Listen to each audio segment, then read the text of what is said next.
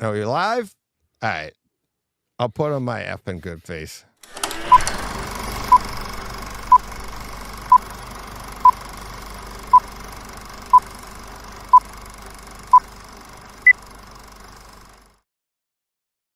We are Brightside Theater.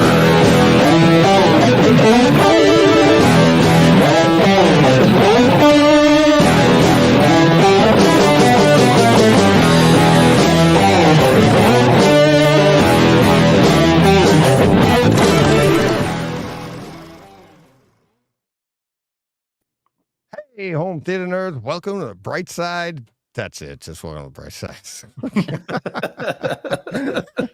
Trying to get on that bright side, guys. Sounds. Yeah. Welcome to Seeds. the Bright Side Home Theater Podcast. The Home Theater Podcast, it's all about the experiences, the sights, The sounds.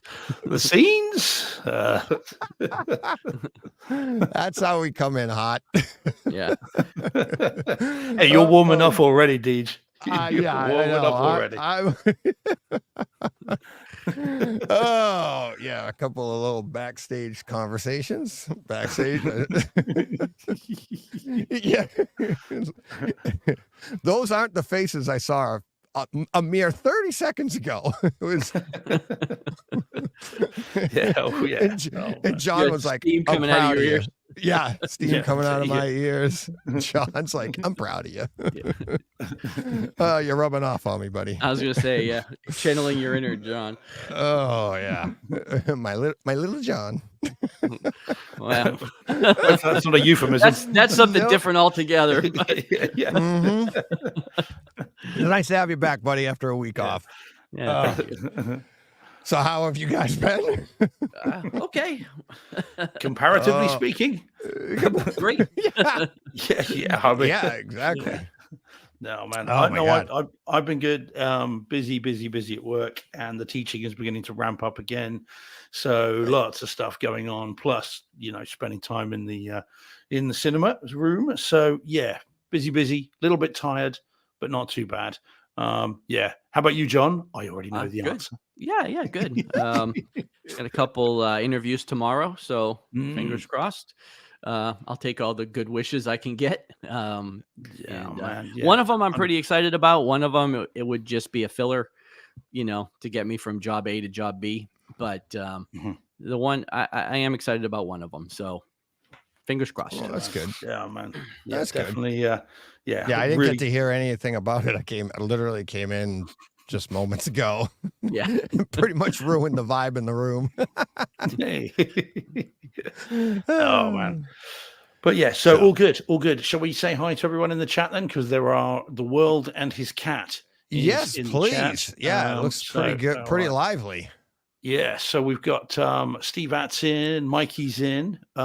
We have Joe Klusnick is in the chat, Deej, as well, dropping in. Nice. Yeah, Nice. so hey, Joe. Yeah, I haven't seen him in here in a first time. I Yeah, thought I was going to say in a long time, but wow, nice, Joe. Nice to see you in here, buddy. Yeah, so he says exactly that. First time, long time. Yeah, exactly. I just saw that. Yeah. So Holger's in, Van Gool's in. Hey guys, Captain AC3's in, obviously. Graham Cole's in. You can see Graham again dropping in. We've got who else? Because a number of guys dropped in. Oh, Paul Hurt's in, of course. TSG's in. Dom's in. Johnny Speakers, I think I said him, but he's in anyway. As always, Bill McAllister's in. Hi, Bill. And then we've got Jordan's in. Hiya, Jordan. Fred 215's in. Hey, Fred. John, Steve, Brock's in. Whatever we're calling him this time. And I had John. And yeah, I think that is Dom. Yeah, I said Dom, didn't I? There's so many. Scruffy's in. This is like the generation game. I'm trying to think of who I've said and who I haven't. Ariel Alanis is in. Dan's in from X. Dan Carpenter dropping in. Danny Speakers from X. Yeah, I think that's everyone that said hi. If you're in, do drop us a line. Say hello. Wish John all sorts of best wishes, please. Yeah, I've got all a the few. good luck you can send as well. Yeah, I've got a few. So thanks, guys. And Van Gool, I hope that you hear from that job that you went to today. So Nice. There we go. You know, I was about All when right. you said, "Hey, Fred," I was about to say, "What production company ends with Hey, Fred?" And I was like, Hey, "Oh, Fred. wait, that's us." Oh yeah. I was like, "Oh, that's our show." Oh, I thought you were being That's ironic. our production Yeah. company. Well, I was good. I was like, "Well, that sounds familiar. Where have I heard that before?" Yeah, exactly. Hey, Fred, you too. Yeah, it all means the same thing. So that's what it is. So Yeah, like listening to Paint Dry and Dolby Digital, all this kind of stuff. yeah, exactly. Yeah, Mikey Schramm in the chat saying, I don't know what he's saying. I did too. I saw he's in the middle of a conversation. He says, and Youthman just posted my interview with him. And I got that moments before the show, or maybe an hour before the show. John Brock forwarded that one to me. That Youthman just posted the interview that he did with Mikey at Cedia. So check that out. If I can get the link while we're talking, I'll throw it up in the chat here for people to go there for Youthman to check out that video of Mikey. And yeah, awesome job that Youthman. I've seen like the first 5 minutes of it, and I love the way they come in cold on it. It's a pretty good video. So definitely check that out. And Joe Kluznik, I was going to say, and then I scroll down and I see this. I'm like, Joe saying, he's like, I shared out a link to my AV rant episode. Are we allowed to talk about other shows here? I'm like, No. Joe, come on. I thought you were a listener. This is where all the other shows come to talk. I'm like, yes, you can talk about other shows. Jesus. I thought you were going to say this is where all the other shows come to die. It's a little bit concerning. Yeah, exactly. Oh, you were on that show? Like, oh, yeah. So, yep. Yeah, no, I don't. Absolutely share all the shows you want here, and if you're on a show, you have a show, come on the show, whatever you need. Yeah, it's all about home theater. It's not about me. It's not about the show. Can we dabble briefly Sure. in a bit of physical media interest that's come out today on Twitter? John, you will have seen it, I suspect. This is where I get my Twitter information. I don't know. I'm off. I'm off X these days, but I mean, I understand why. Okay, so there is someone has put up a video on X. Lots of people in the chat would have seen it. The end of Psycho. Okay. Now this is yeah. So this is the end of Psycho on it's on Apple TV. Okay. And the tweet says, "This is why physical media will always win." So you get to the end of Psycho. Spoiler alert, anyone that hasn't seen it. So it's got the end of Psycho. You've got obviously Anthony Perkins, the fly on the hand, looks up at the camera, smiles, and then the screen goes small, and there's an advert for Friends. And an advert for whatever else is on Apple TV Plus.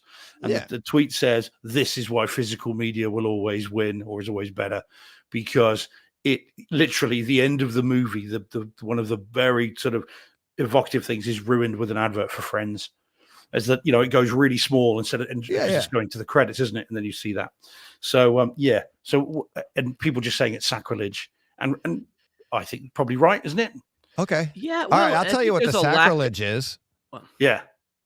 The jackass watching it on Apple TV and complaining.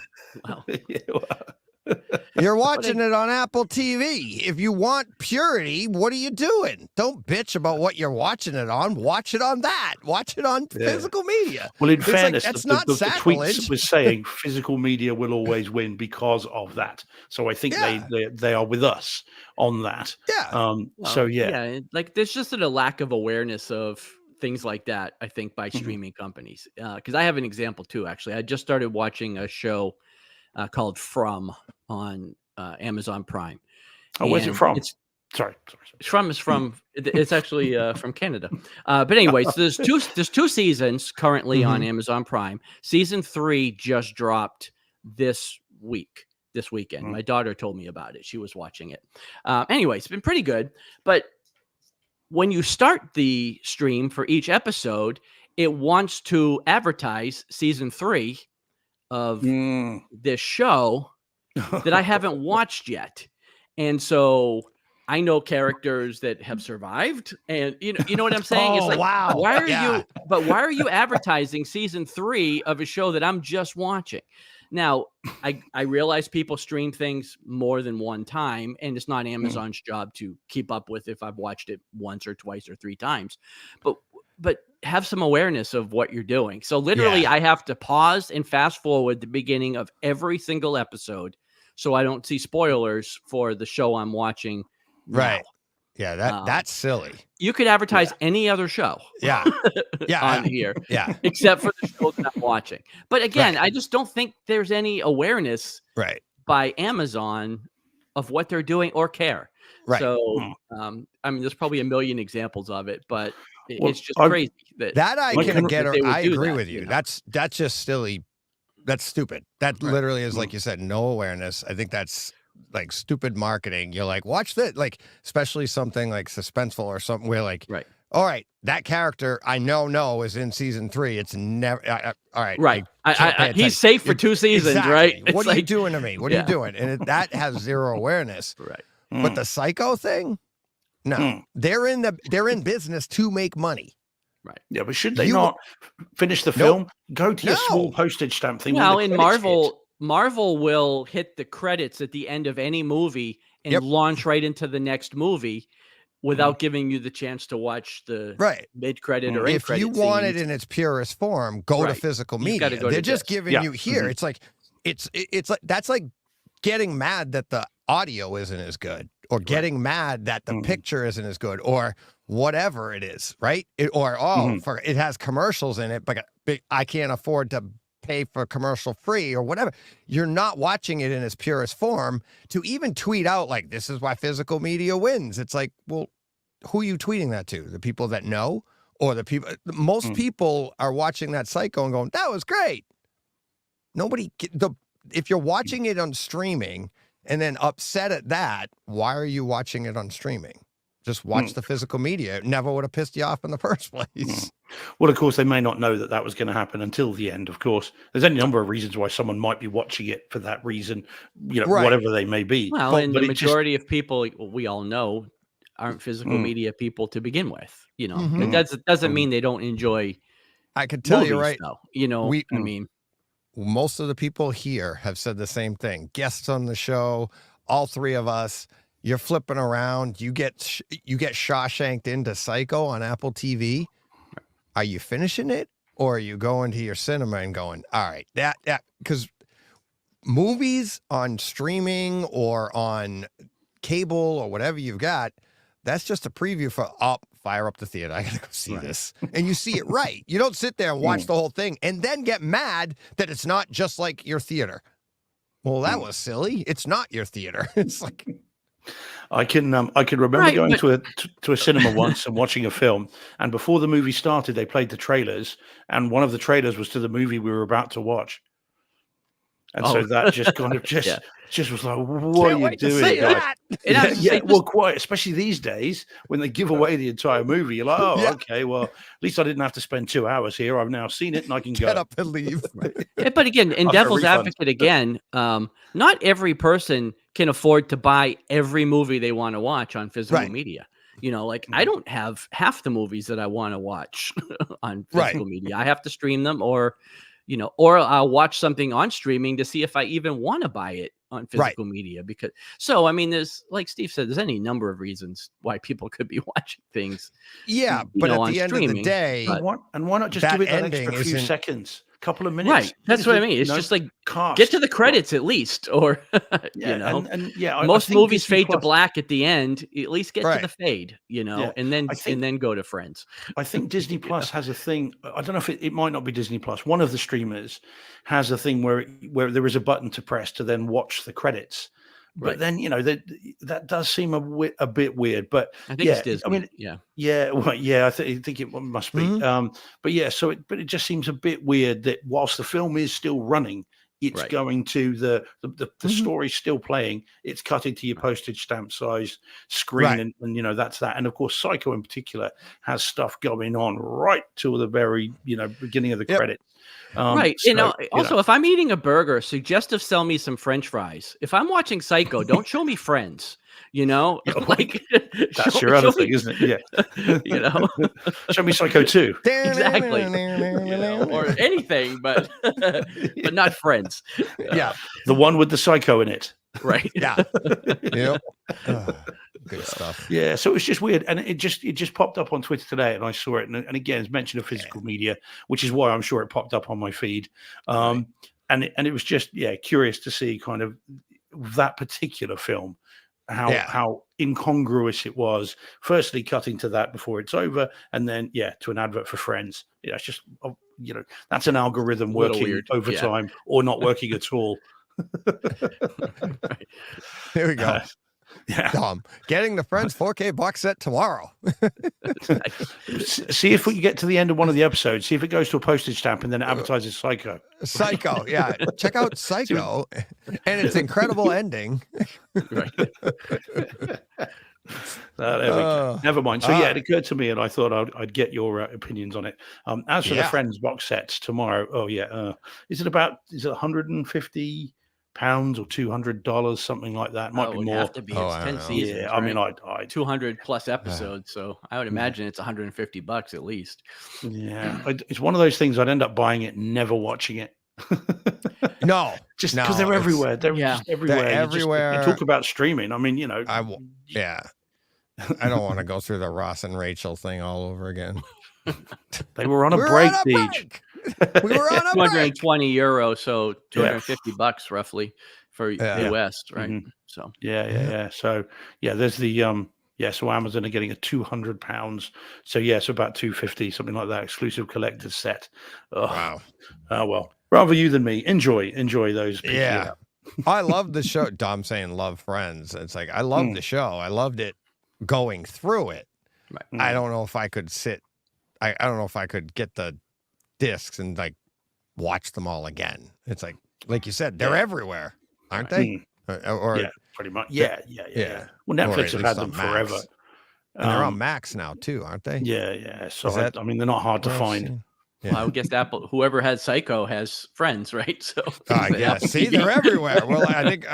Let me go check my microwave. I think it's playing on the front of that. The hell. Anyway, there's enough coming out in the next couple of weeks here. We don't need any more 200 box sets. There is plenty coming out. Next Black Friday, it'll be $79, and then you can pick it up. Yeah. Oh yeah. The one with the $79 box set. Right. Yeah. I got a house update. This is a little better one. Okay. Let's say we had that, but yeah. So these are my doors. They're nice. If you zoom in on them, I put these doors in a while ago, but now I've got to try and match to the garage and get them that wood finish. So that was the first attempt. That's actually the back side of that door there. That's inside of the garage. And that's, as you can see, a little too red. So I had to run back to the store and get the next one because the swatches match the garage. But John, you know how this works. Yeah. It never goes right. So then the second one, that's the second one. Later in the day, you can see it's raining. You probably can't see on YouTube, but you can see the raindrops in the picture. Yeah, a little closer, but it is a little closer. It's actually a lot closer because you see now that's the correct door, reinstalled everything, and then from there, bad, actually. Yeah, and in person, it's like dead on. It like when you drive by the house, they look the same. And it's close to the beam up there on the left. Yeah, actually. it's nice. Yes. Well, that's what it's all supposed to match is that beam over here. So that's the only accents of the house. But yeah, so when you look at it up close, let me see. Oops. Let me see what else. That did not look the same. No. That did not look the same at all. Colin Farrell come to stay, did he? I had no idea. Yeah. Let me see. Where's the picture of the there? So this is what it looks like. Oh yeah. Down. That's when I was staining it, but you can. It actually had the finish. It's a fiberglass door, but it has a wood grain to it. So when you stain it, it actually you see the wood grain and everything in it with this. And the stain isn't a stain; it's a gel coat. So you put it on. It's the opposite of like when you stain something, you let it seep in. This will not seep in. It's a gel coat to it, and then you can actually change the texture, give it highlights and lowlights. Like you can see what I was doing here. This is actually the cedar one, the first version that I did. So Can I betray my lack of knowledge of all things paint, Deej? Absolutely. And ask you this. That's not betraying it.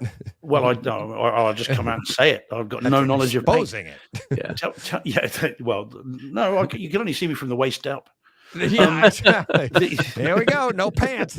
It always goes there. Oh, he's here. Oh, it's all right. Yeah. So right. When you do a bumper, okay. So someone says, now you get the color code, don't you, from the little label inside from the door. car? Yeah. Yep. Yeah. Now, could you not? Again, lack of knowledge. Okay. Could you not dead-eye that? Could you not mix a paint like that with your paint mixer that you would normally use, and then just paint it yourself without buying the paint? Or is that just not, again, lack of knowledge? So well, could you not do that and then get it bang on? Because you must be so good at getting something exactly the same as an artist and as a bumper repair chap, you know. Yeah. So could you not just go, right, actually I'll mix the paint, I'll mix it myself, and I'll let me paint see it. Yeah, let me I did do that. So all right, I'll just tell you why. All right, here's a picture right here. So boop, boop, boom. So if you look at this around the windows here. Okay, if you're on YouTube and you're watching, or if you're audio only, you're screwed. You're not seeing anything I'm talking about. I'm just being honest. It's the black and white picture. But in the right side of the picture here, you can see a window, and the trim around the window. That trim is vinyl, and it comes in it's PVC, and it comes in white. All right. Any of these colors, if you try to get black or anything like that, you got to buy the special paint, because when it heats up, it makes the product bend and twist and do all these things. So you have to get it right. It was very difficult to find. And then what I found out, what I did is I was like, well, screw it. Exactly like you said, Steve. I took a swatch of my house, and then I went and I had it mixed automotive paint perfectly dead on. Everybody's like, where'd you get that color? I'm like, I made it. And I painted it with automotive paint. Did that around all the windows. I'll be doing that on my gutter downspouts and stuff like that. The advantage, like you said, of me doing what I do. But the doors, because it's a fiberglass, because it's different, instead of trying to mix that, I do want, like, see how you see this door here now? It's like, I want that look where, like, see how it looks like wood. It looks like the texture of wood. If I was to spray that with my paint, it would just be too uniform. It'd be too perfect. Oh, I get you. You know what I mean? Like wood, when you stain wood, there's an imperfection to the stain as well. Yeah, there's a shades, isn't there? Yeah, exactly. So this allows it to look like, when you walk up to this, it just looks like a wooden door, right? And then the gel coat is made for that fiberglass to adhere to it, everything. So I don't have to worry about any of that. Whereas if I do it in car paint and it doesn't adhere right, and 2 years down the road it starts peeling off and all my doors look like crap, now I got to redo them and stuff. So like, this is literally the gel coat that's meant for these doors. So hopefully it doesn't guarantee anything, but I got a better shot of it lasting, because that's what it's supposed to do. Yeah. So it looks good. It's really good. Yeah, nice. Thank you. I like the personal preference. I like the contrast between the wood and then the gray and then the darker gray surrounds. That's a really cool kind of, it's the mixture of the modern, isn't it? The kind of the modern darker colors with then the more kind of traditional wood effect. So it's kind of cool. Yes. I mean, what little I know about architecture and paint, you know, but it's got a very cool aesthetic to it. I like it. That's nice. Thank you. Yeah, it's the dynamic. Like, that's the dynamics. It's like most of the house is that cooler gray or black or whatever, and then you have the warm of that wood, and it just pops. So, and cool. It's, for me, it's easier to do than for most people, because all this stuff here is like, you got to pay somebody to do all that stuff, and it ain't cheap. So no, I bet. But when I do it, it's just time, because I got plenty of that. Yeah. So that was, among other things, that was my weekend and all my other time. When you should have been. What else? Never mind. What else would you have done with yourself, Deej? Come on. Yeah. Where else would you have been on Sunday? Yeah. You're just twiddling your thumbs. Oh, well. Yeah. So, all right. Do we want to get to some? Do I have anything else? I don't think so. I'm like, Patreon, like, subscribe. Patreon, like, yes, merch. thank you all Patreon supporters. like, subscribe, leave a bad review. It's like everybody else in my family's doing it. Engagement still counts. Yeah, engagement is engagement. Hatred, love, whatever. You're listening. Yeah. Oh man, yeah. So, oh gosh, that's so funny. I wish I could say more. You guys know what I'm talking about, but Yeah. But there's All right. merchandise online if you want to get that. You want to support the show. There's yes, stuff, there's absolutely. T-shirts, We did make all kinds of a stuff on sale T-Public. the other day. We made $8 whole. Thank you to youths. What Two shirts Utes. Utes. Two lucky Utes out there are going to be getting Brightside Home Theater sweatshirts. Nice. So thank you very much to whomever that may have been. But they're going to be decorating. Their poor kids will be going around with home theater written on their their chest and be like, have to answer those questions. In the Right. playground. It'll be like twins. It's going to be like The Shining. Yeah. But I appreciate the support. Come and press play with us. Yeah. There we go. So, yeah. But let's see. Anything else? Yeah, that should do it. Yeah, T-Public. That's where you can also buy your merchandise. So and they have pillows. That's what I buy. To smother your family members with. When they really annoy you. Why did your mind go to pillows, DJ? Yeah, well, because that's what I first bought there from #Dork. Literally, it is. That's all right then. It is. It's like, and I've got #Dorks. I've got a Mac and Goo podcast. I've got the Boxers, which is they don't even exist anymore. But those pillows, they were all on T-Public long before we had a show. And I bought their pillows because pillows are sound absorbing in your theater, and I have them all stacked at the back of my room. So Yeah, I just went to the end of One Flew Over the Cuckoo's Nest. So I. oh yeah. All right. What do we want to hit with first? You spin the dial, Deej. Spin it. No matter. Yeah. All right. I've got a couple tonight, though, that we are going to have to separate the artist from the art. Tonight, Deej, with 2 of my 4. We'll tell you when we get there. When we get there. All right. We're on our way there now. Okay. All right. Let's you want to hit this one? Yeah. Okay. Yeah. Good. All right. There we go. Okay. So this is The Man from U.N.C.L.E, the 4K Blu-ray release, which came out here 2 or 3 weeks ago now, I think it was. And as you can see from that, that's an Arrow release. That's a little Arrow thing, isn't it? Along the bottom, it is Arrow, isn't it? I always confuse them with Shout, but I think it is Arrow. And this, of course, is a Guy Ritchie movie. Have either of you seen this? Yes. No. We've seen these? Okay. Now, by the way, guys, before we talk about it, I think, and I've been thinking about this more than I should this week, Guy Ritchie is our most discussed director in terms of his films. Okay. And I reckon you didn't end in ing on that. No. We're not separating him. I was like, we have done 8 of his movies that we have directly reviewed and talked about on the show. And I think it's the most of any. It's more than Lucas, more than Spielberg, more than Michael Bay, more than any of that lot. I think his is the most. And here is the list, because I compiled it, because I was thinking really carefully. So we've done Snatch. John and I did that one. King Arthur, I've talked about. That's the first 4K disc I'd ever seen. The Gentleman, The Covenant. Definitely not shot in. Anyway, we won't go there. This one, you just went there, but you just came back from there. I did. I didn't see him there, but I kept my eyes open because they weren't shooting there. Yeah. Neither were they shooting in Afghanistan. Anyway, who would? Yeah, indeed. We've got this one. We've got The Wrath of Man, which we like. That's the bank robber movie. We've got Operation Fortune, Rue de Guerre, and of course, The League of Ungentlemanly Warfare. Okay. Guy Have we Ritchie not movies. done Robin Hood? Stop. Yep. He didn't do Robin Hood. Oh, was it? What was it? That wasn't him. That was Antoine Fuqua that did that, wasn't it? And was it?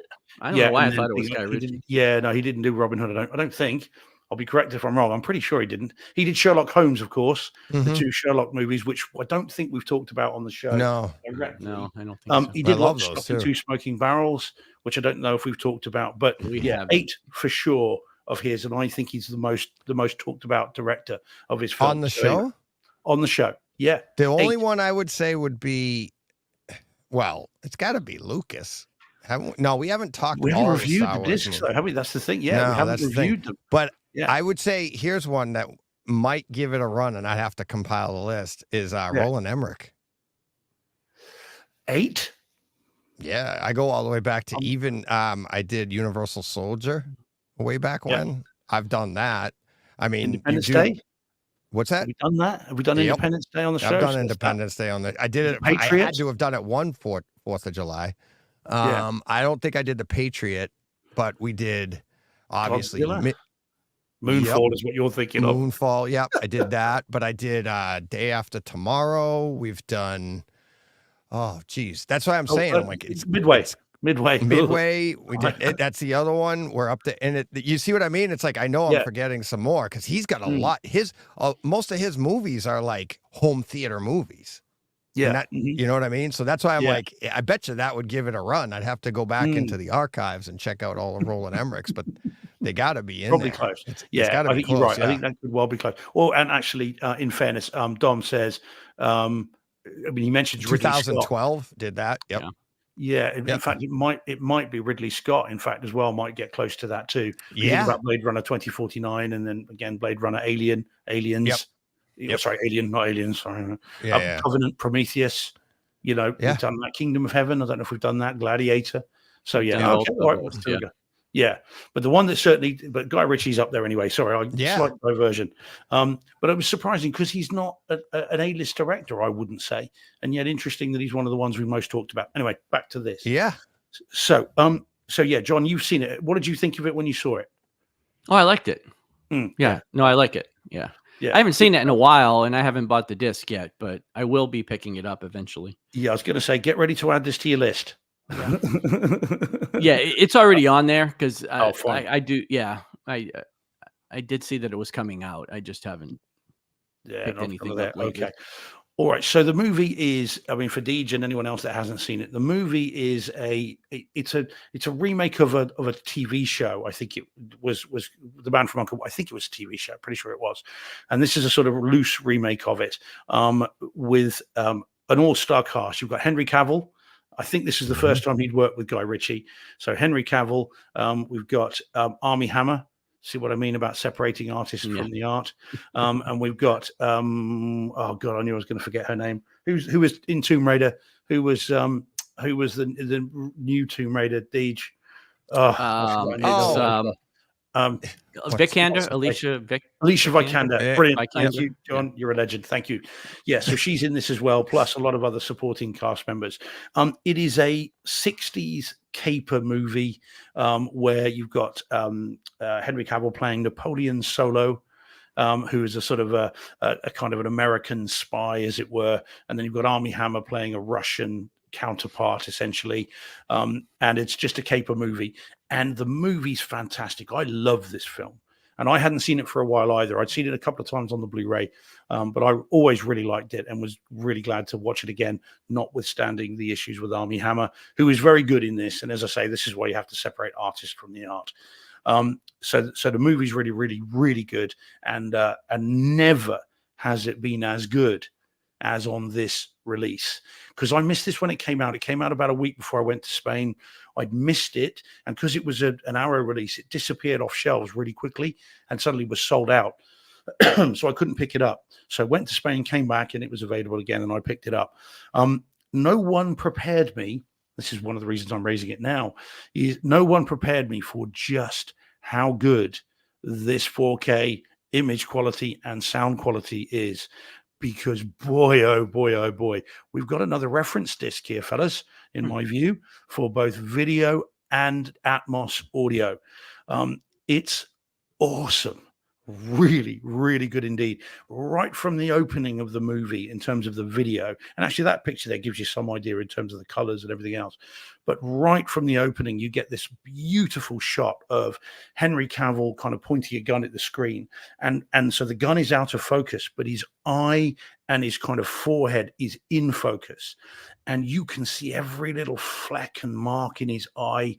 You can see dust motes in the air around him, and it's razor sharp, like crazy sharp. And the movie just goes on and on. And because it's set in the 60s, it's all very bright colors, it's all very kind of detailed costumes. It all looks incredible. And there's another shot in there. I'm not going to give any spoilers away, of a light bulb going on. It's an old fashioned, torture sequence. So, there's a light bulb in a room. You know how they're all lit with just one bulb. And there's a close up of this light bulb, and you can see fingerprints on it. And you can see little filament problems and all this sort of stuff.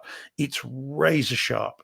And then you get the fantastic audio as well. Guy Ritchie, of course, at his caperish best. So you get all the music zipping around, you get the camera moves, you get decent gunplay and gunshots. This is a fantastic disc, chaps. So, John, on the list, mate, like I say, it's already there. Good news. Bump it up a couple of notches. All right. Because this one, if you like the film, you're going to absolutely love this presentation. And Deej, bear in mind, you love the League of Ungentlemanly Warfare.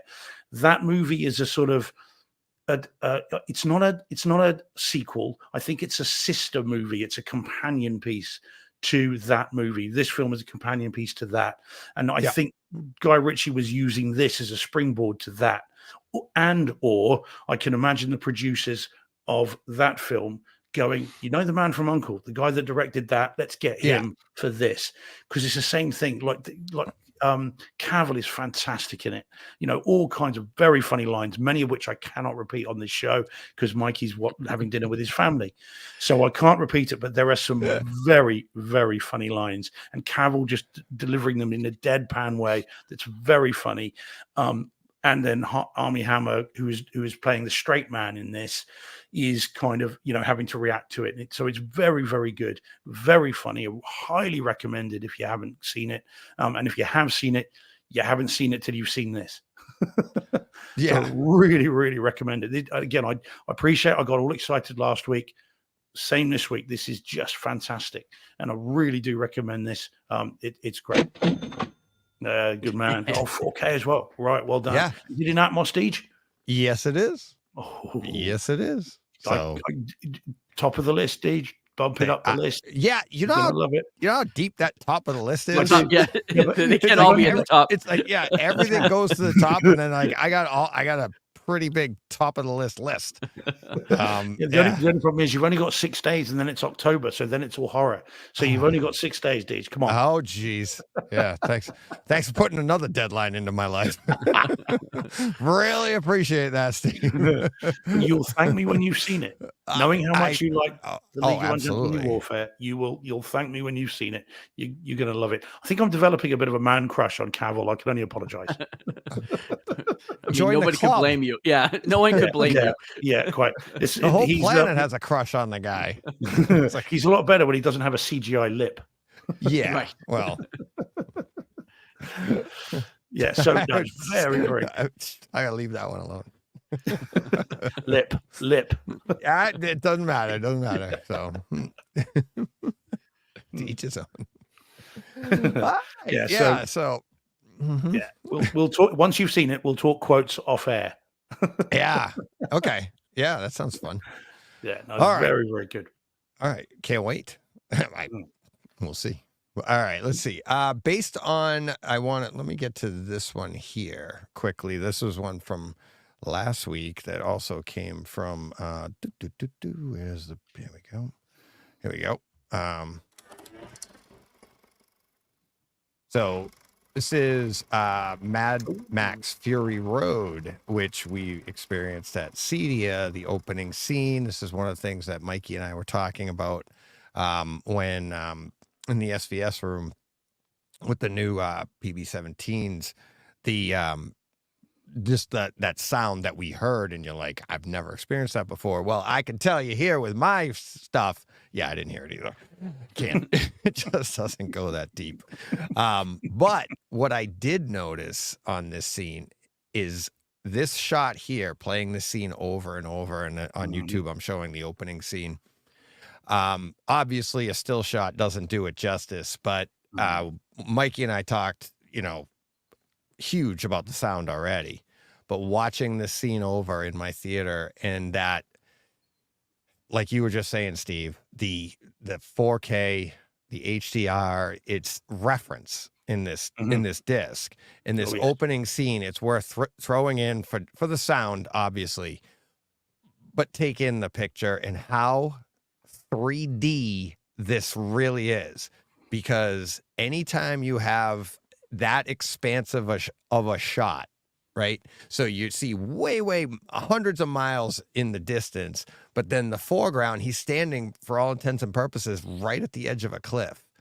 And as the camera like moves down, the foreground doesn't move as much as the close in foreground as much as the distance moves.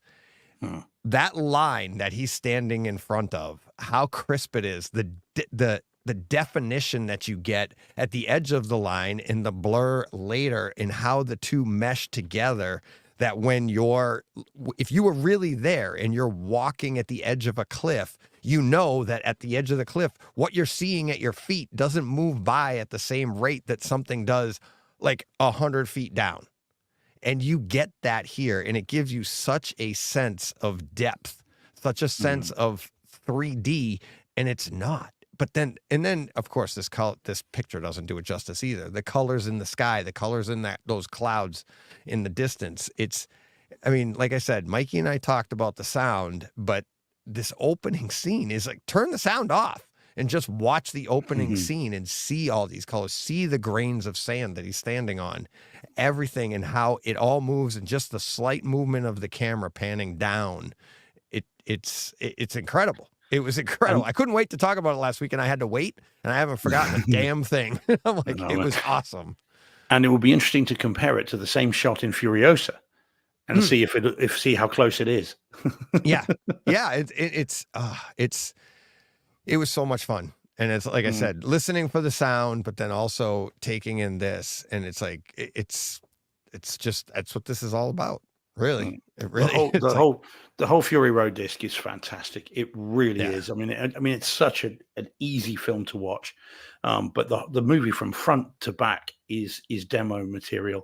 I mean, it's just a thing of absolute beauty. I completely agree. I love it. Yeah. Really, really good. It's an absolute, and especially when you're looking for demos, to have that, put the disc in, push play, and there's your demo, and just and try to stop yourself from finishing the movie. Yep. Oh yeah. Like, oh crap, here I go. Let me just show you this. No, I'll be here for a while. Yeah, you can't leave. You've got to stay. Now the door's closed. No one will be allowed out until the film is completed. Exactly. So yeah, that was a fun one. That was definitely a fun one. It was fun. That's what's another thing that's fun about, getting to experience Cedia, is you get some rejuvenation on some scenes, or maybe some scenes you didn't even own. Like last year, what was it? The Passengers. Never even owned that movie. And then I saw that scene, and I was like, oh, this looks interesting. And then I watched, then John ended up watching it. And I mean, it's a pretty good movie. It's a really good movie. Yeah. It's great home theater experience. Yeah. Sony disc. And if it wasn't for Cedia, I'm sure I would have got to it someday, but yeah. So. I don't know. I mean, it bombed in the cinemas. It kind of came and went. It ruffled a few feathers with these two megastars at that point, and it kind of fizzling, and then it just kind of disappeared. Very few people talk about that movie anymore, even with the very questionable decisions made in that film. It just seems to have got wiped clean. It just disappeared, which I think is a shame, because it is a really good film. Again, even with the very questionable decisions made in that movie, that's still the purpose very, very of good. It, that's the idea of the whole thing. Yeah, and yet it was marketed as a sort of romance, sort of thing. Love Anything Space but love that story. Yeah. Yeah, whatever the opposite of that is. Yep. Yeah, it's more All horror. right. Yeah. Okay. All right. John, you ready for this? Sure. All righty. Here we go. All right. So, in preparation for Agatha All Along, I decided to dive back into WandaVision last week. Had not seen it since it aired originally, and this is on Disney Plus. I do not have the 4K discs, but of course, Disney Plus plays in their version of Dolby Atmos and Dolby Vision in 4K. We've all seen this, right? So there's no really reason to go into the show itself. If you haven't, it's great. I think it's the best Marvel show to date. I really, really enjoyed it. As far as going through the home theater part of this, again, I think we've all seen this, but visually, it's stunning from start to finish. I mean, the black and white looks fantastic. It's razor sharp. When it transitions to color, it looks fantastic. Audio wise, though, this did not impress me much at all until episodes 8 and 9. Episodes 8 and 9 were wild as far as the Atmos goes. Like every speaker was firing almost nonstop through the last 2 episodes.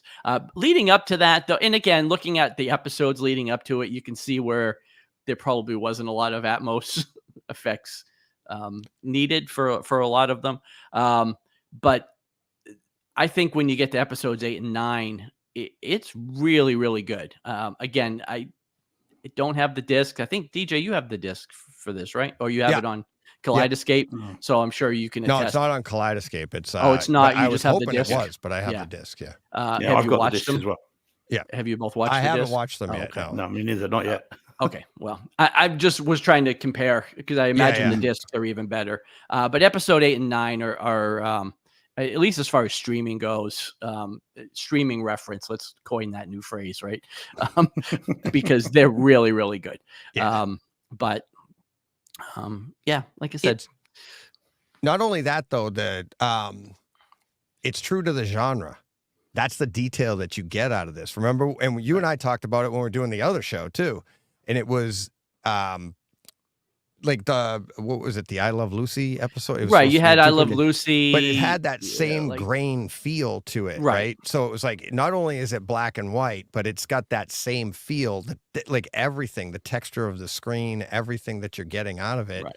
And that detail isn't, it's like, we kind of take that for granted now. You're like, oh, okay, that's what it's supposed to be. But it's like, no, that's what a TV kind of looked like. It's like it had that grainy feel. Right. Well, and they did, I mean, the Malcolm in the Middle episode looked like you were watching Malcolm in the Middle. The Modern Family episode looked like you were watching Modern Family. So they did a really good job of keeping the like the appearance of those television shows. And then, of course, again, by the time you get to episode 8 and 9, you're just kind of in their real time and you're seeing everything and, really good 4K and really, really great sound.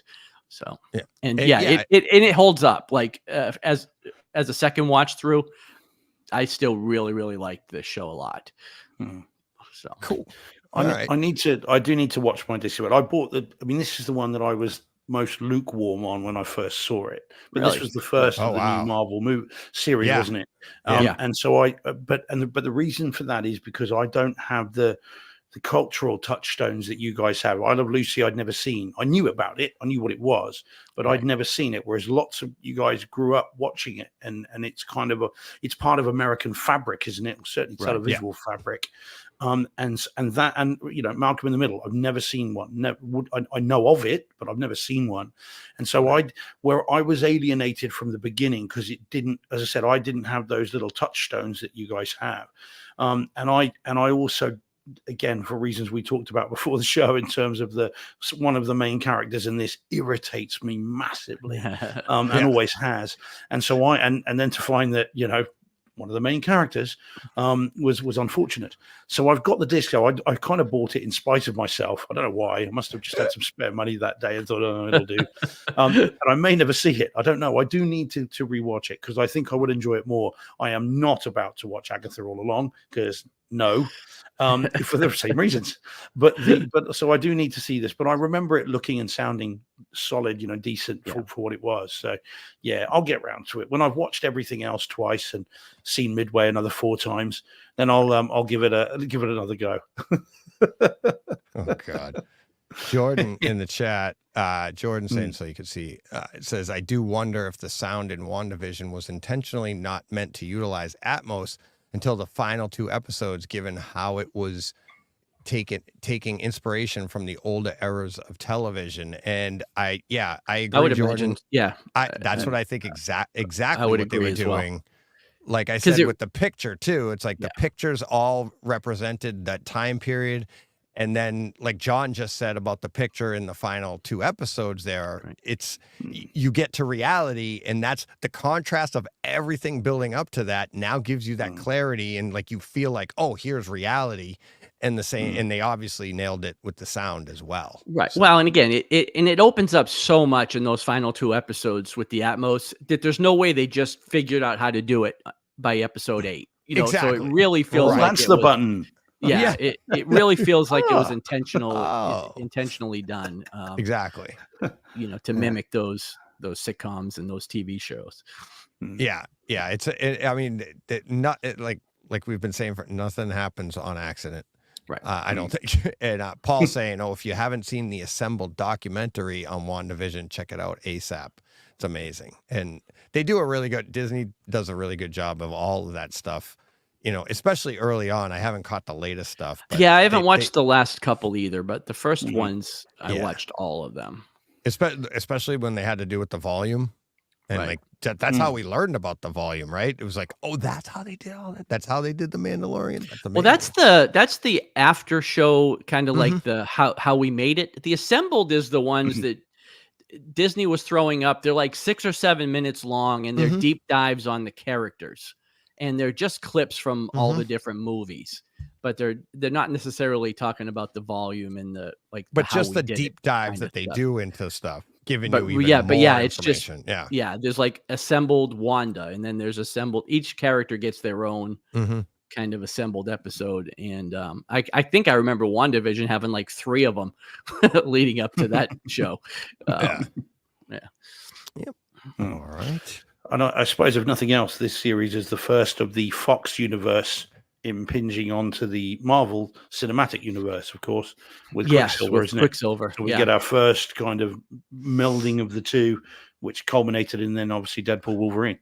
Yeah, I will get around to it. I will rewatch it at some point. WandaVision walked so Deadpool could run. Oh, so there you go. Absolutely.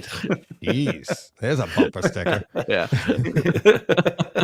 Put that on a Ferrari. Yeah. Okay, as soon as I get one. Yeah. All right. Ooh, talking of Ferraris. Yeah. All right. Here we go. Oop. Okay, so this is Bad Boys Ride or Die on 4K UHD disc and in Dolby Atmos. And we have talked about it on the show because you had it on Kaleidoscape forever ago. And I seem to remember you really enjoyed it, didn't you? And you thought video and audio was really, really good. Is that right? Am I remembering that correctly? I'm pretty sure, yeah. It wasn't as good as 2. I said 2 was my favorite. 3 is the least favorite. This one is it's not as good as 2, but I thought the audio and video was really good. Especially remember I talked about the Miami, like the cityscapes and stuff. Yeah. How much I liked that. Yeah. Yeah. So okay. Go ahead. So disagree with me. Disc. No. Well, no. I may agree with you plus. Oh, there we go. Yeah, in fact, when I say I may, I will, and am. Okay, there you go. Okay, so Bad Boys Ride or Die, the 4th one of the franchise, and then this is my second movie of the week where we have to separate artist from the art. Artistes. Yes. Artistes, yes, indeed. So because and the reason I say that is because a friend of mine who I was talking to about this morning was like, I'm never watching another Will Smith film as long as I live, and so there are still people out there who bear grudges, and he's not Chris Rock as far as I know. Anyway, not that I'm aware of, who's probably the only one who is, should be able to still bear the grudge. But anyway, long story. So previously on the Oscars. So this is finally the as I say, the fourth movie in the franchise. Now I bought this same day as The Man from U.N.C.L.E, actually, and I bought this, and I bought it with some trepidation and some uncertainty, and I did not know, even with your review, Deej, because obviously we do disagree on some things, and even with your review, I did not know whether I was going to like this, and I genuinely kind of went in watching it thinking, well, I'll give it a go, and if it's crap, it's crap, because it is what it is. Now I do like the other three. I think one is probably my favorite, two is next, Mm-hmm. and then they kind of three is less again, and so it's the law of diminishing returns.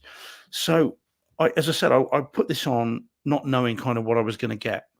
I really liked it. I really enjoyed this, almost in spite of myself. Within the first 5 minutes, the very first kind of interaction in the convenience store, the grocery store. As soon as that happens, and Martin Lawrence is doing his thing, and some very funny lines right at the beginning. I was along for the ride. Talk about ride or die. I was along for this. I just thought, you know what? We're back. It's funny. It's zipping along. Will Smith is being how he used to be. And it's kind of it was really good fun. And even though it goes into some strange territory and does some unusual things, I really did enjoy this. And the 2-hour runtime flew by. It really did zip along. It doesn't give you long enough to get bored or to second guess it or to really think about the ludicrous nature of what's going on, and that it's all gone a bit fast and the furious with family. Exactly. It's all done a bit that, or Lethal Weapon. Actually, that's probably not even closer. It's very Lethal Weapon 4, where the whole family's now along for the ride. I'm just waiting for the parents to turn the up. Son-in-law. Well, exactly. So, but it was really good fun. Is he not 5? Yeah. Well, Who is which one? What the son-in-law? The son-in-law. That's Bad Boys 5. Is this 5? Or is it this should be. Going into 5? Yeah, part 5. And Jet Li will turn up. That's what we really need. Yeah, exactly. Because that's kind of where it's got to go, isn't it? So anyway, I really enjoyed it. Really, again, in spite of myself, I was going along with this and had a really good time with it. So movie-wise, really good. And then we've got the video and the audio. Mm-hmm. Now, this is a Sony disc. Surprise, surprise. And this thing, again, the problem is, Deej, if I get too excited about every disc I review or talk about on here, whether it's a review or not, I don't know, but that we talk about, the problem is eventually then everything reaches that level, doesn't it? So it's hard to find new adjectives. Yeah, exactly. I'll just say this. Reference. Yeah. Once more, audio and video. My goodness. The gumball scene for reference. I mean, oh my God! Speechless. The whole thing. Speechless. Yeah. Well, the whole film, Deej, from frame 1 to the final frame. The sunrise, the sunsets, like I say, the Miami cityscapes, the blue of the water, the deep yellows, it's ridiculous levels of detail and color. It is leaps off the screen. It is beautiful to look at. I mean, I could not find a thing wrong with this. I mean, it cannot look better as far as I can see. It must have been shot in 6K or 8K or whatever, because the detail levels on this are crazy. And then you get the Atmos, and it's constant and it's involving, and you get the gunshots. Although I'm going to talk about a movie in a bit, if we've got time, that actually betters this, believe it or not. But nevertheless, the gunshots, the cars zipping around, the cameras go crazy in this. And so they're obviously using various camera technology and stitching it together with CGI. And so you get zipping, moving cameras, including a first-person shoot-'em-up sequence. And so all the cameras are moving, and the audio is going with them. And it's fantastic. And the little very odd kind of, I mean, I don't know what you call them, afterlife scenes, other life scenes, whatever it might be. The underwater, I think it was. Yeah, exactly that. And it all moves around the screen. It's never less than engaging. I was not prepared for how much I was going to enjoy the movie. And I certainly wasn't prepared for how good it looks and sounds.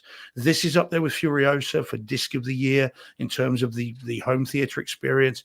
It's flawless.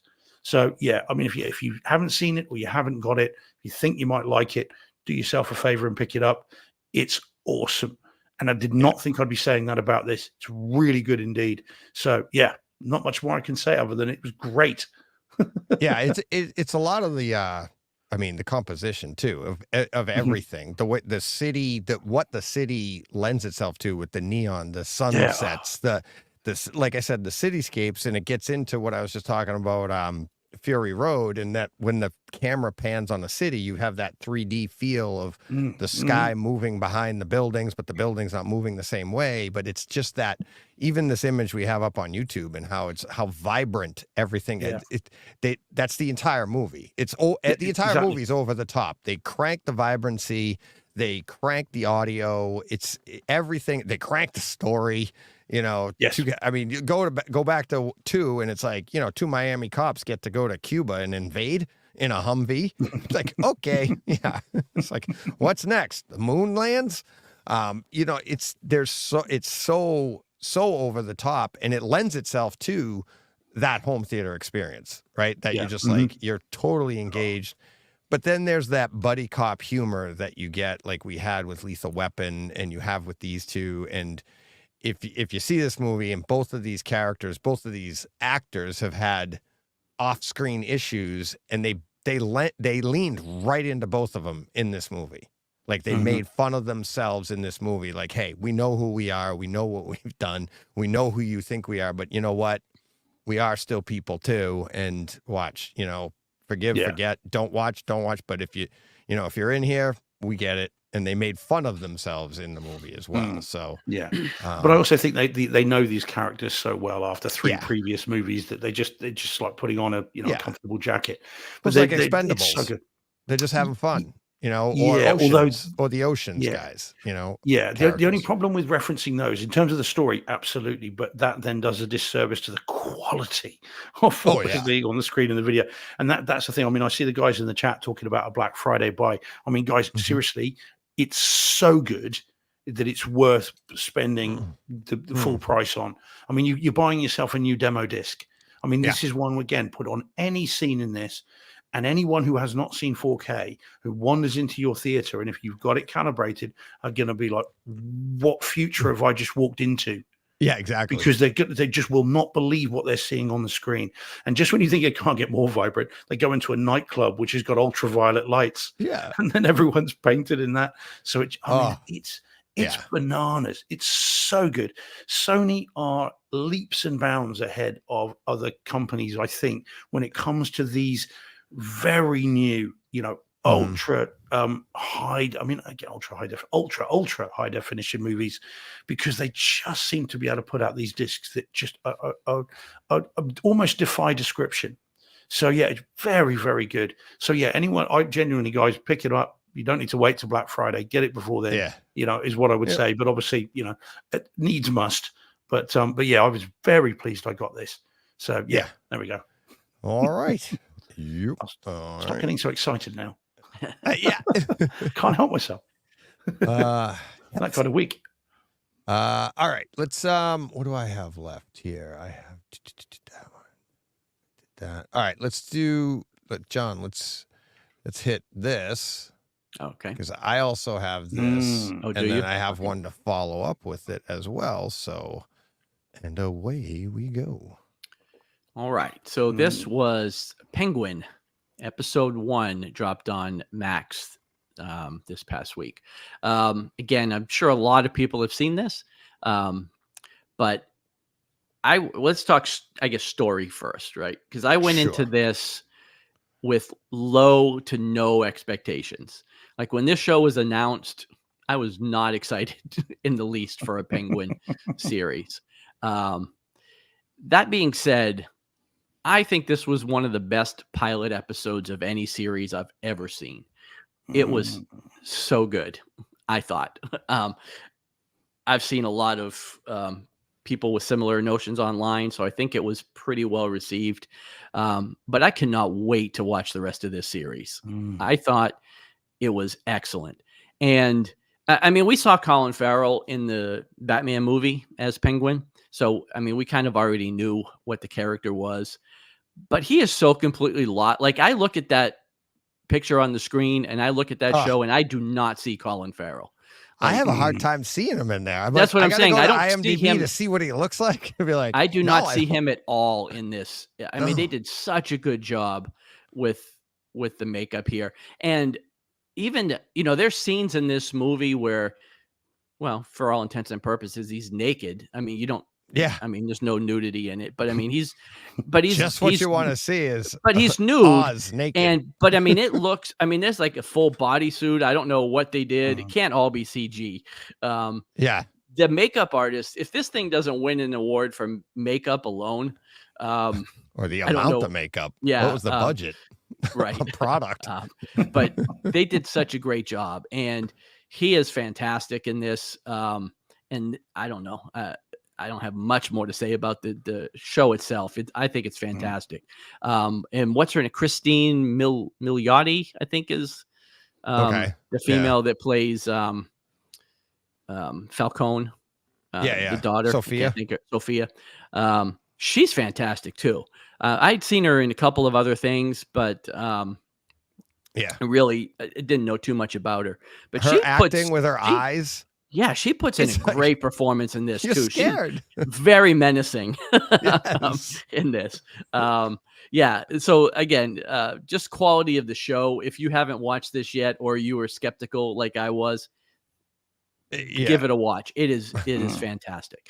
As far as the HT, DJ, you'll probably be able to talk a little bit better than me because I do not pay for upgraded Max. Oh, okay. So I do not get 4K. I do not get Dolby Atmos. I'm grandfathered into the free Max with my internet bundle from AT&T, and they do not allow you to kind of upgrade or pay extra or anything to get those features. And so I don't have it. So for me, it was just 1080p with 5.1. But even with that being said, it still looked and sounded pretty damn good. There was some scenes where the bass was pretty heavy, and I imagine you had it in 4K and Atmos and all of that. So I'll let you speak to that a little bit more. Yeah, it's so what I thought, obviously I agree with you, everything on the show itself. This actually dropped on Thursday, but it's a Sunday night show. And I was really hoping that like episode 2 dropped Sunday night. Right. And it didn't. I thought they were giving it. It was like I didn't realize it was a Sunday night show. Yeah. It was. Yeah. And it even said when I went on Sunday, like coming soon. I'm like, all right, here we go. All right. And it was like, no, and I was like, well, there it is. Nope. Nothing. I'm like, ah. So yeah, they kind of, I don't even understand why they did that. It's like you dropped it early so that we have a week and a half until the next show. Exactly. Like, why didn't you just drop it on the night? It's like what usually they do that so you get the double feature. They bang you on Thursday and then hey, all right, you're all excited and ready to go and jump in on Sunday nights and get used to the routine. You go there on Sunday night and you're like, no, I got Friends. I can watch that, I think, or whatever. It's like, the one with the penguin in. Yeah, exactly. All right. Well, that kind of sucked. But yeah, story's really good. Very, very engaging. Yeah. Right from like the first 5 minutes, and you're like, oh, there he goes. Yeah. He's a very compelling. It's a very compelling character, even though he's the bad guy. Yeah. Yeah. You're still kind of rooting for him, Exactly. And but what I will say though is the picture in this, it's not reference HDR. It is, but it is very most of this show is very, very dark, especially early going. His suit, that purple, like he's wearing a purple suit when they're inside. It's like to be able to see the lapels and everything, you've got to be calibrated. And I popped out of the show, threw in my Spears and Munsell, calibrated a little bit, came back to the show. I'm like, yep, it's dead on. That's the way it looks. And that's what it is. And you watch it and it is good. There's no loss of detail, but a lot like the Batman, it is very like, it's that muted black, right? So like if you have your black bars at the top and the bottom of the screen, those are going to be like black. And then the image in the screen, there's nothing in there that matches that black if you're calibrated correctly because of the way it's shot. And that's the same with the Batman. Okay. But it looks really good. I mean, it looks really good. It's going to take you out of it a little bit because you're going to be like, you want those blacks to be a little deeper, but that's just the way it's been shot.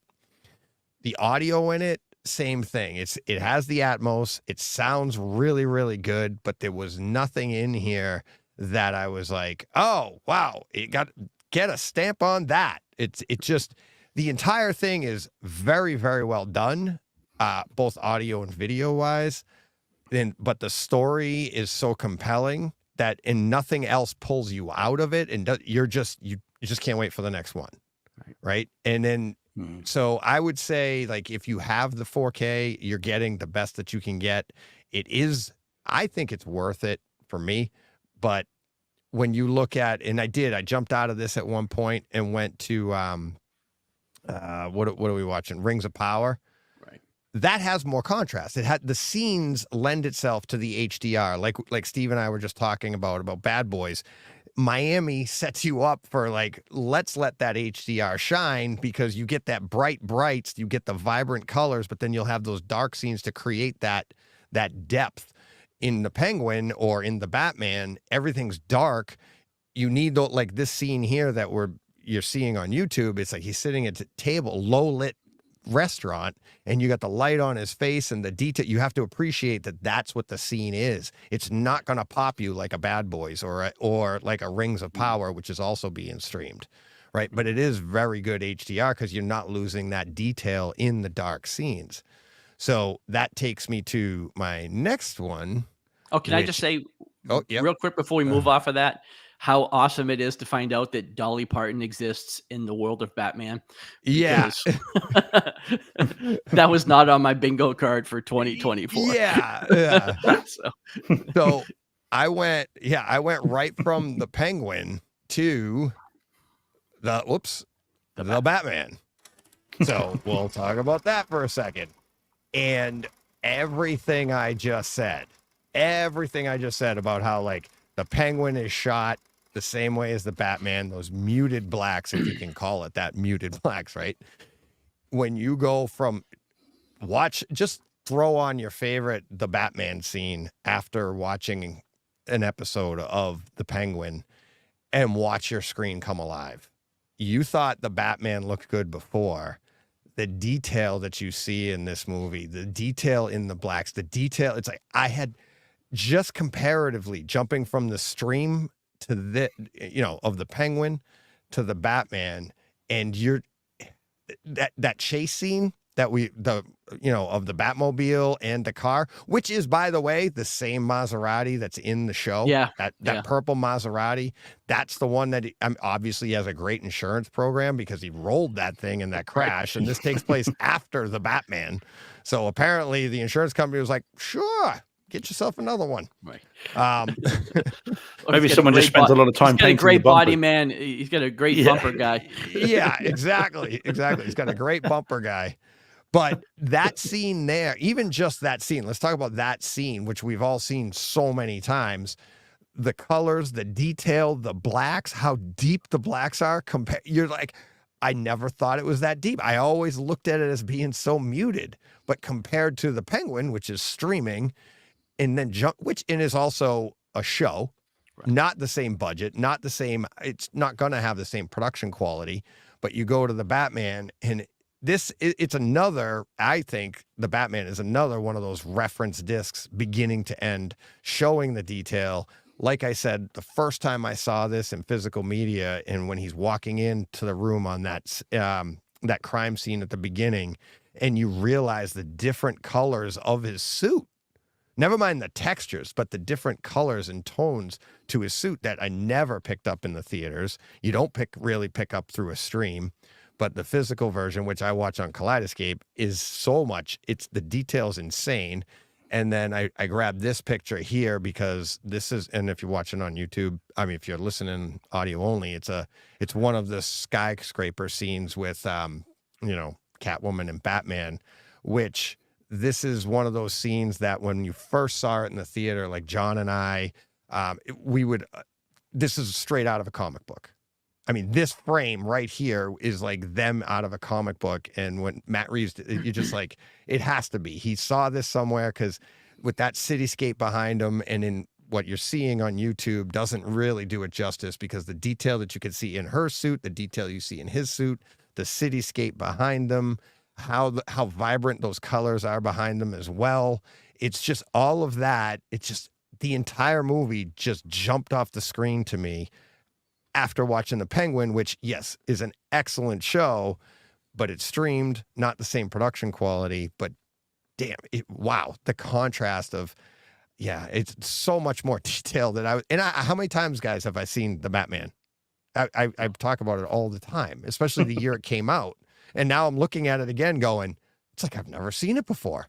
I didn't change a damn thing. All I did was watch a different show that has a different production quality, and it just tunes your eyes to looking for stuff that all of a sudden you're like, how did I not see that before?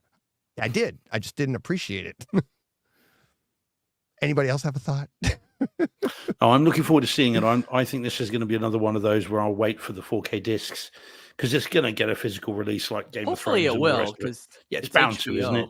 The Penguin, yeah. I would hope so. Yeah, I mean, if it turns out it's not, then I'll watch it streaming. But I really want to see it, but I can wait for the disc. So I'm quite happy to do that, because I know it'll look and sound great. So I think I'm able to do that. Unless, as I say, they say it's not coming, and then I'll binge watch it then. I hope I get it, because I got House of the Dragon on Kaleidoscape before the final 3 episodes, so maybe this will drop as well. That would be a real treat to be able to jump back and see the difference. Does it match up? Does the production quality then match up to the Batman? I would imagine the budget's pretty high for this. So if you get a 4K disc, I would think it would be pretty similar. There was some scenes of Gotham in this show that looked like they were pulled right from the movie. Yeah. And actually they might have been pulled may right have from been. the movie, for that matter. But I mean, I bet you the budget's pretty hefty on this, pretty healthy. So but of course even it's all in makeup, but yeah, no kidding. But if you think about, I mean, this first episode was over an hour. Wasn't it like an hour and 10? Yeah. An hour and 7, according to that picture. Yeah. And how many episodes is the series? Is it I'm 8? guessing 8. Yeah, So I'm guessing 8, but I don't know. That's 8 hours. Right. And if the budget, I mean, that'd be like making 4 movies. Right. So is the budget, if it's the same or like double a feature, like the Batman, well, I can't imagine they have still an half the $800 production million budget. right? Yeah, so it's that's probably, what I mean. So it's half the it's literally half the quality. You know what I mean? Right. It's like half the production of a movie, because it's so long. But that's what we want too. We want that story. We want that long drawn out. Well, and this is never going to have the effects of a Batman anyways, because there's no Batman. Like it's literally a street level. This is more Sopranos than it is Batman. Yes. Yeah. So, and that's not to say that they can't put the production into the filming, but it's never going to be a spectacle. At least I don't think. Right. It's really going to be more a mob show and less of a comic book show. So right. Yeah. And that's what's interesting, right? Because you're getting that street level, like you said, that Sopranos feel, it based out of a Batman comic book. Right. Based out of from the 60s. Like, how did it go? Show me that again. Yeah. Oswald, yeah. Same thing. No. The guy that played him. Burgess Meredith. Yeah, Burgess Meredith. Yeah, That's right. And it's like Mickey. Yeah, Mickey. Cut me, Mick. What now? Do you think they will use this to launch any new, as in Matt Reeves versions, any new villains? Or do you think this is the Penguin and that's all you're going to get? Or do you think that they might drop in some other villains? Matt Reeves-ified version? Because we know Joker's in this. There's no Joker. They mentioned the Riddler just in reference to the film, right? Because this really picks up the morning after, or the morning that the movie ends. Like it picks up right after. So Riddler maybe exists. It's wrong, but I really could have sworn I heard a Two-Face mention in there, but I'd have to watch it again to see if maybe I just was hoping to hear that. But I don't. Because that's what I was wondering. Because from what I understand from listening to Fat Man Beyond this week or last week, whenever it was, and they've talked about the Penguin, and they talked about that Matt Reeves's universe is going to exist on its own, a Right. bit like Todd Phillips' Joker's exists on its own. And so then you're going to have your James Gunn version of Batman and all that world, and they're going to be separate. Right. And so I'm wondering whether they might use this then to introduce. We know there's a Joker in Matt Reeves' universe because we've seen him. Right. We know that there is a Riddler in Matt Reeves' universe. We know there's a Penguin, and so I just wonder whether they might use it to bring in Harvey Dent and So whether they might bring in, Clayface or Poison Ivy or even Bane. I doubt they would, but whether they might use this to bring in the Matt Reeves versions, so that when they get to the movie they can just jump straight in because you've already seen the origin story in the series. Well, I wouldn't be surprised at all to see Harvey Dent, given that this is a mob criminal type show and he's the DA of Gotham, right? So, I would imagine it wouldn't surprise me to get him at all. Whether we get a Mr. Freeze or a Two-Face or anything like that. It doesn't feel that type. It just feels more grounded. Even though we are in a world where there is a Riddler and a Joker, and we know that, this show feels very grounded. Right. Yeah. It's I was thinking the exact same thing, John. Like, to get a Clayface, to get a Mr. Freeze, I feel like that's too far away from like the reality of what this show is. The dark. And that's kind of like what Batman is too. It's like he is grounded.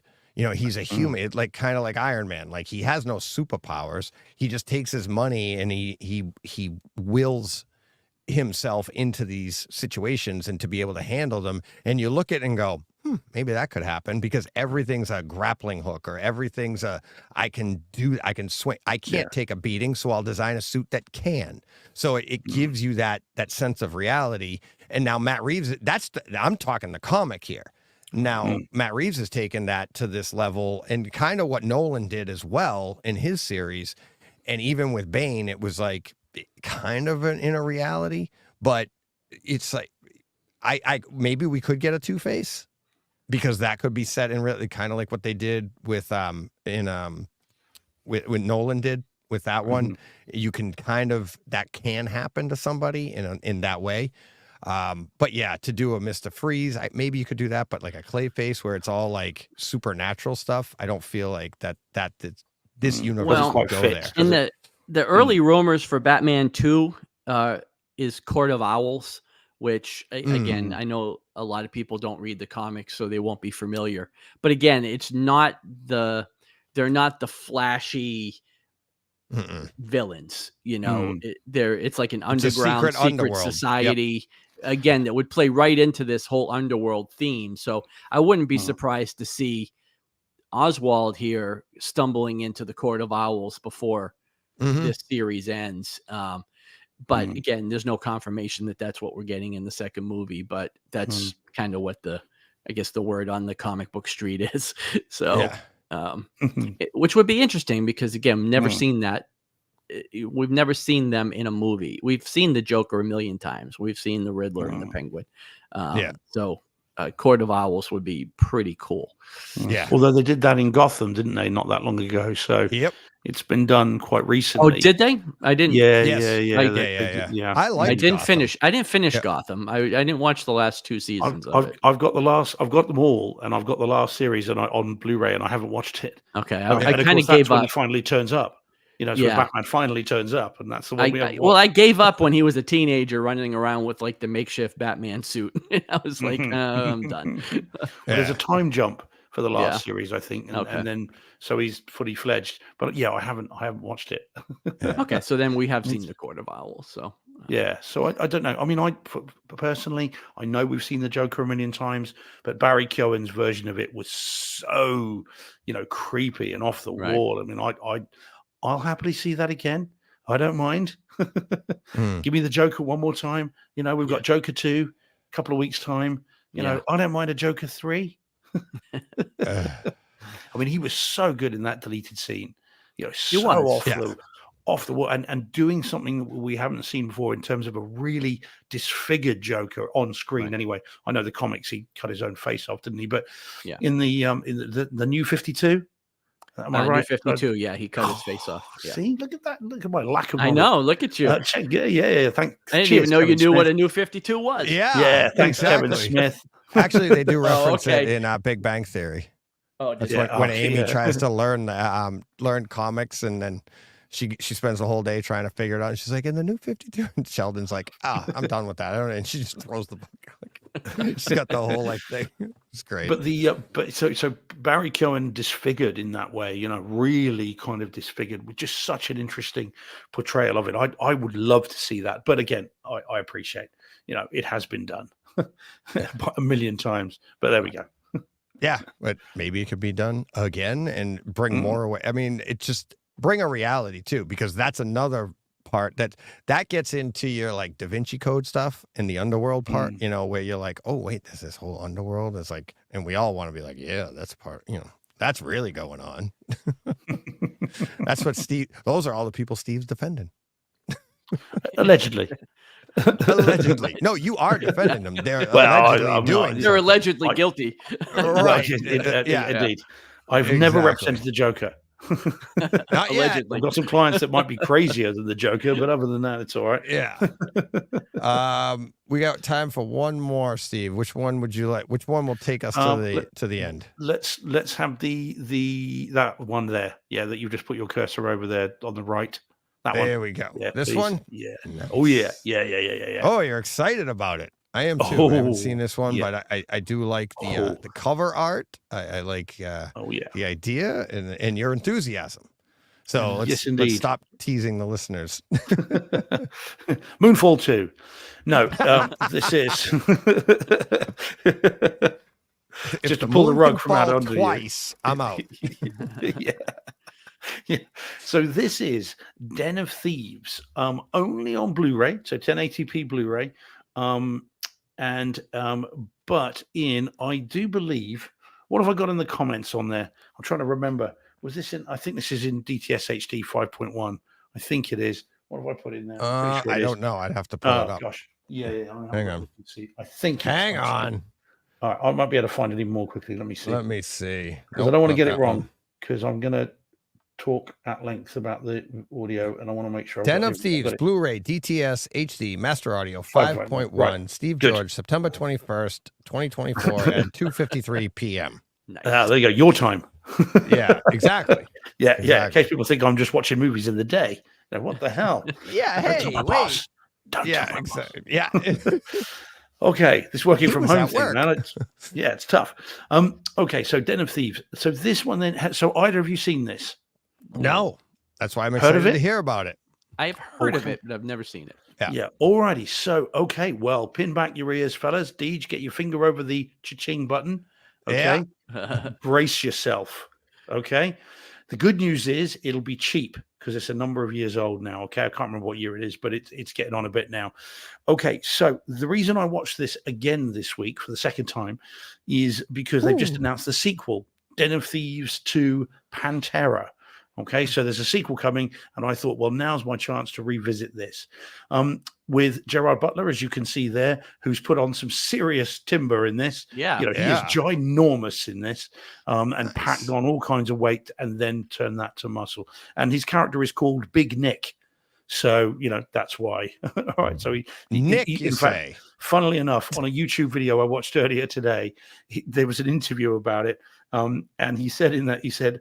When I saw how much weight I'd have to put on and how much extra muscle I'd put on, I said to the producers, can't we just change the name of the character? Yeah. And they said no. So hence why he is an absolute hulking brute in this. So story is, the movie begins with a huge armored car robbery. And there is and again, you're going to say heat because that's what this is. So there's an armored car robbery.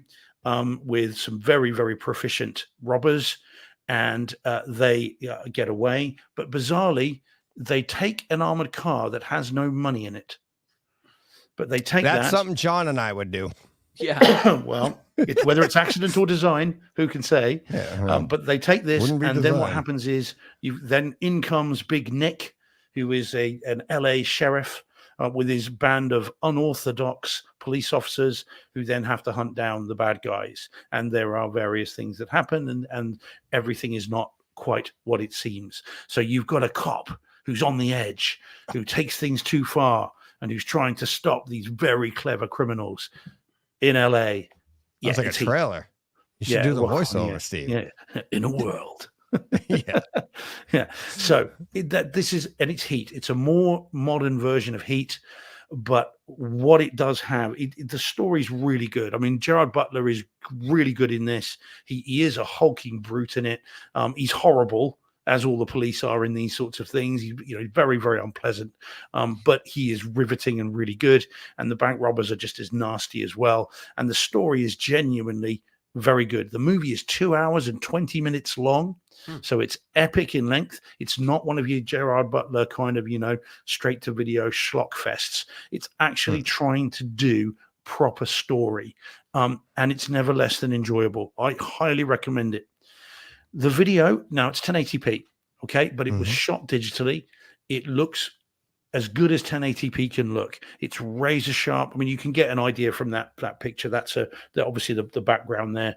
So it's all sort of colorized, but it looks very, very nice, very sharp. Looks great. There's lots of nighttime shots of LA, so sky shots of all the various windows and the street lights and everything else, which looks really, really nice as well. Video wise, it's top notch. But the reason to buy this, all right, and when I say buy it, I mean now.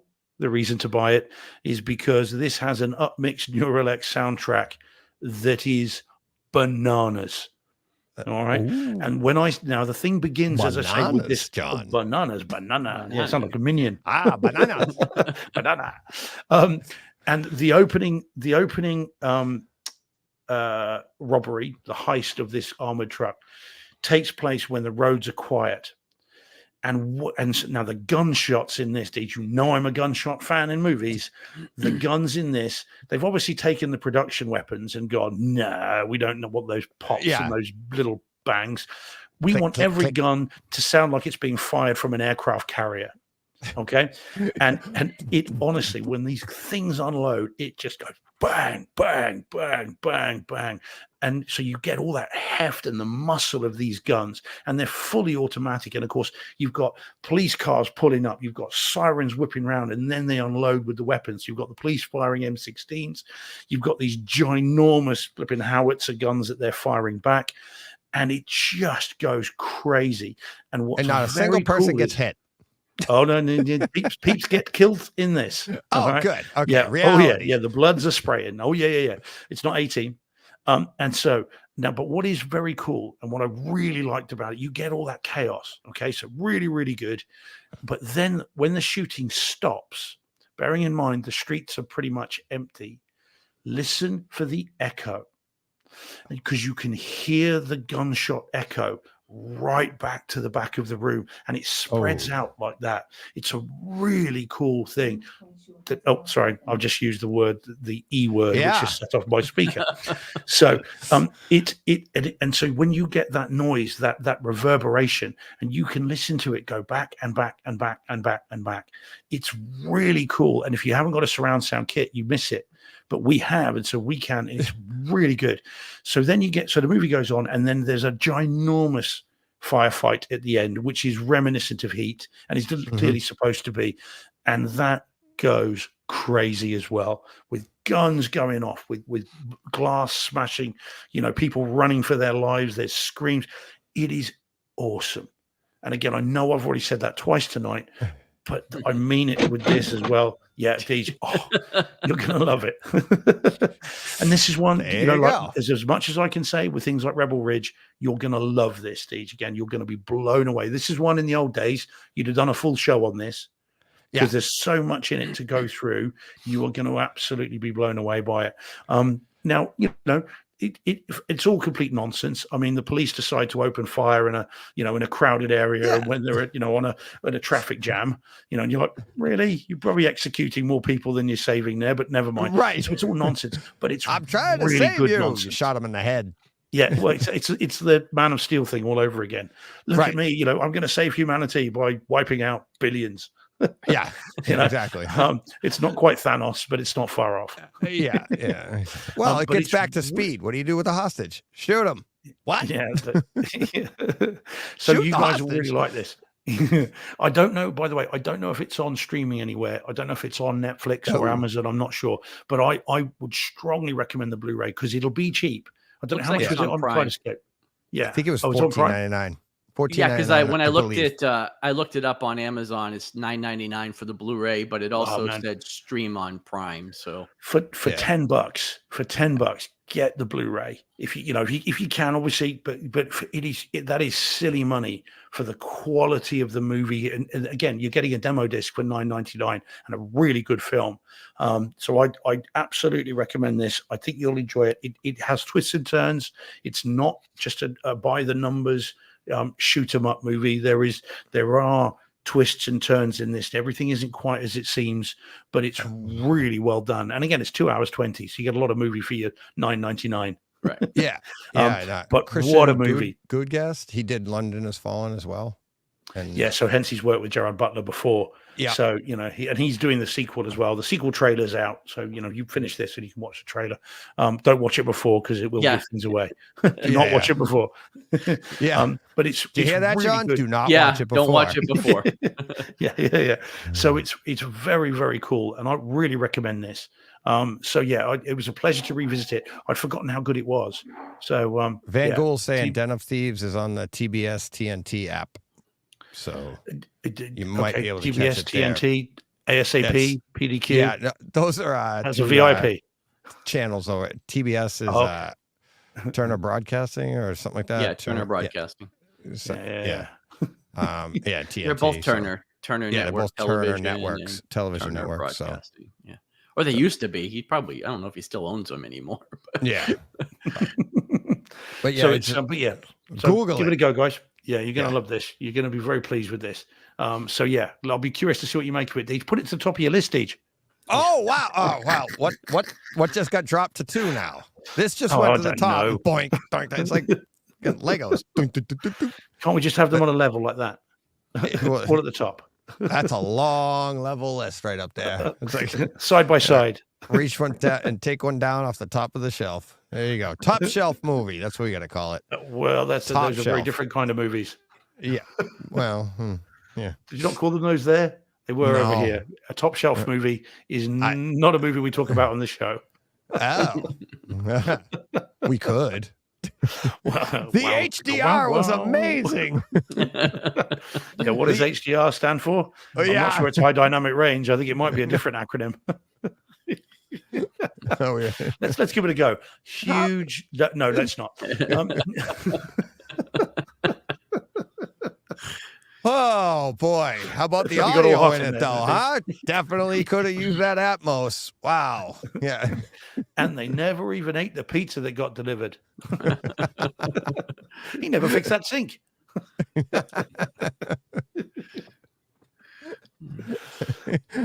Poor Mikey's dinner table right now.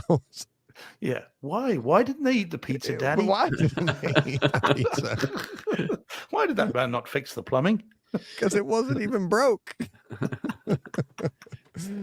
Oh boy. Never mind. Yeah, I'm not going any further on that.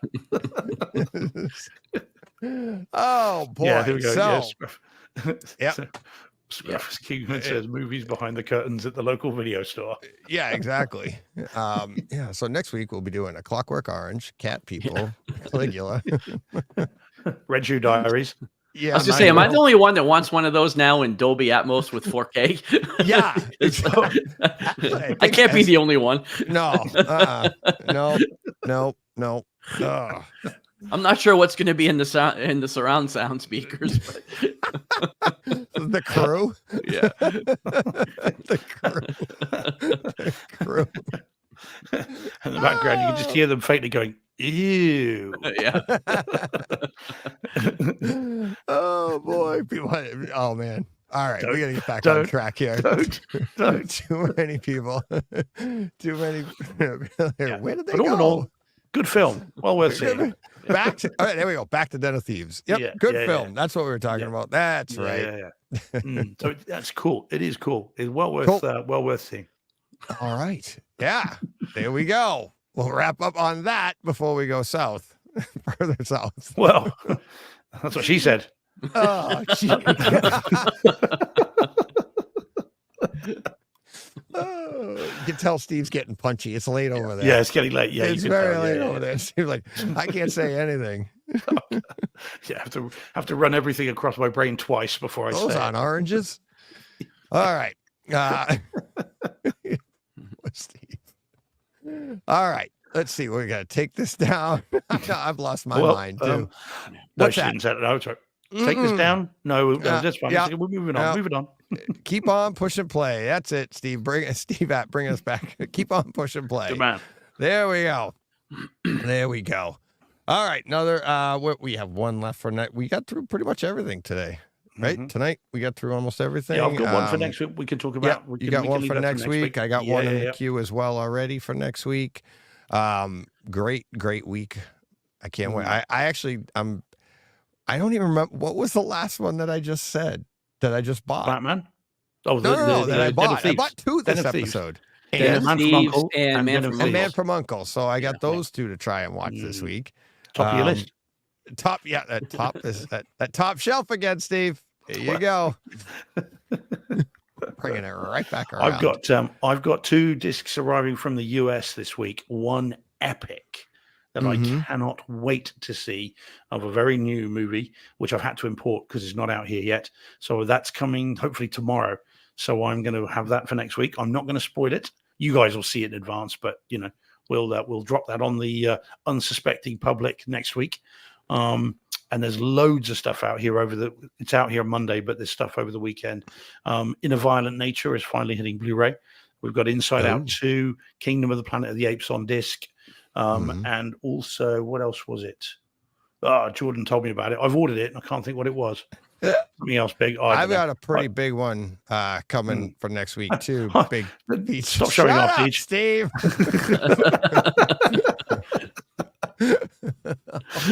Keep it to yourself. Keep it in. I can't. Just got to share it with the people. It's so big, Steve. I can't wait. It's coming on Thursday.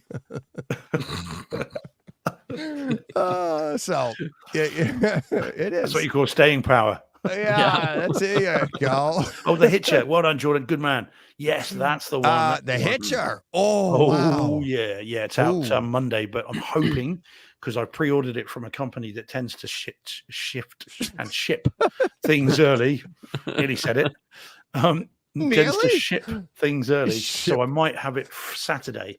So I may be able to get it in before the next week.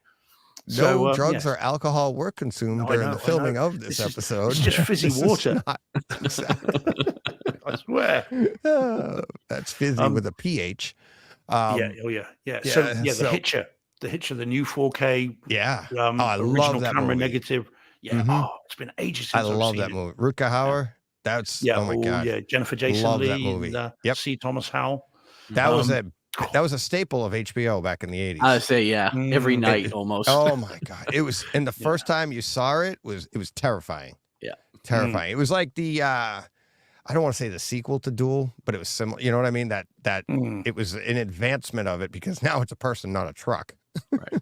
Yeah, you now see who it is that was there. But this is a film that Second Sight have been remastering it for 2 years. Oh wow. That's how long they've taken to do it. They've gone frame by frame by frame. I cannot wait for that. So hopefully this weekend I'll have my grubby mitts on it. Nice. And that's one to watch straight away. That'll go to the top of my list. So that, and hopefully this epic thing that's hopefully coming tomorrow will be my one for next week. What's a crime? No, that's not even it. That's that's from 2007. They don't even have it. What you call Kaleidoscape doesn't have it at all. Yeah, we can get the Second Sight version. These don't go buying the Blu-ray or whatever it might be. No, they don't even have it at all on Kaleidoscape. They have the 2007 with Sean Bean.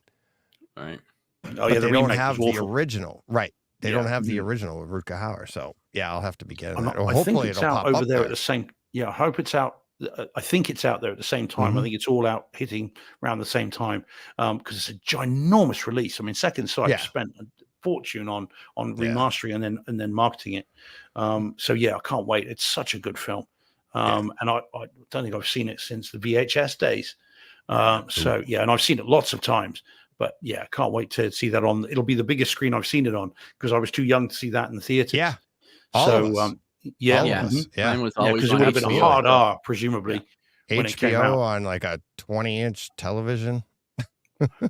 It's like, yeah. So I probably saw it even in, I don't know, do I have a laser disc of that? That was one of my all-time favorites back then. Absolutely. I mean, Yeah. it Yeah, just oh, it's burned into my head. But yeah, I do have some big news. Hopefully I can get to a pretty good project that I'll be talking about next week, home theater wise, for next Tuesday. Really excited for that. You know, very discerning listeners will probably know what I'm talking about, but yeah, we'll talk about that next week. So, all right. Anything else? John, you'll be back next week. And if you're not, hopefully everything went well. And Yep. that's why you're not, Why am I frozen? I guess. Yeah, I frozen. can hear Yeah, you. yeah. Yeah, we can hear you. Yeah. But, all right. But, all right. Till next week, till all of that fun stuff that we just talked about and previewed for you, you know what you got to do. Go push play. What he said. YouTube.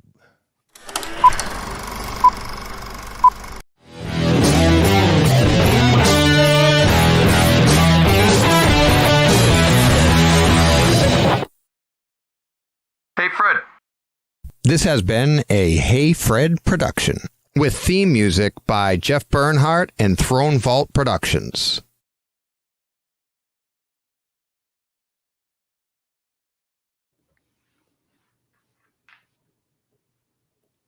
Yeah. See, John, that's the Hey Fred reference. Yeah,